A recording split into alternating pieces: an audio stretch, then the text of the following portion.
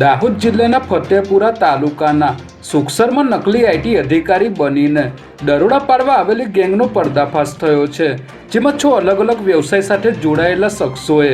વડોદરાના GST inspector સાથે મળી સુખસરમાં આવેલા કાપડ તેમજ ધીરધારનો ધંધો કરતા વેપારીને ત્યાં દરોડા પાડીને 25 લાખ રૂપિયાની માંગ કરી હતી, જે બાદ વેપારી ડરી ગયા હોવાથી 2 લાખ રૂપિયા આપી દીધા હતા। જોકે બાદમાં નકલી ઇન્કમટેક્સના માણસો હોવાનું વેપારીને જણાઈ આવતા વેપારી દ્વારા તાત્કાલિક નજીકના પોલીસ મથકે ફરિયાદ કરતા પોલીસે અબ્દુલ ગુંડિયા, રાકેશ રાઠોડ, અમદાવાદના ભાવેશ આચાર્ય, ઉમેશ પટેલ, મનીષ પટેલ તેમજ વડોદરામાં જીએસટી ઇન્સ્પેક્ટર તરીકે ફરજ બજાવતા વિપુલ પટેલ અને સુરતના નયન પટેલ સામે ગુનો નોંધી 5 નકલી આઈટી અધિકારીને ઝડપી પાડ્યા હતા, જ્યારે 2 આરોપીઓ ફરાર થઈ જવામાં સફળ રહ્યા હતા। નકલી ઇન્કમટેક્સ ઓફિસર બનીને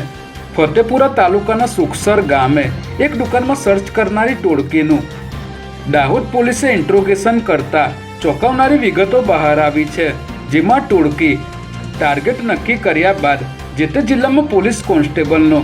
સંપર્ક કરીને ટાર્ગેટના ઘરે અપ્રમાણસર મિલકત હોવાની ટીપ આપતા હતા, જેના પગલે આરોપીઓએ દાહોદ જિલ્લામાં પણ એક પોલીસ કોન્સ્ટેબલનો સંપર્ક સાધીને અલ્પેશ પ્રજાપતિ પાસે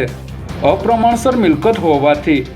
અહીં રેડ કરવાની ચર્ચા કરી હતી, જેથી કોન્સ્ટેબલે આ પ્રકારની બાતમી હોવાની વાત પોતાના પીઆઈને કરતા આ પોલીસનું કામ નથી અને પીઆઈએ બાતમી આપનારને ઇન્કમટેક્સ વિભાગમાં જાણ કરવા માટેની સલાહ આપી હતી।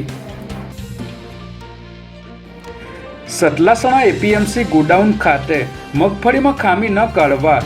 4500ની લાંચ લેતો એક શખ્સ એસીબીના હાથે ઝડપાઈ ગયો છે, જેમાં એસીબીને મળેલી ફરિયાદ મુજબ આરોપી ખેડૂતો પાસેથી મગફળીમાં ખામી ન કાઢવા માટે પ્રતિ વાહન દીઠ 2000થી લઈને 6000 સુધીની લાંચની માગણી કરતો હતો,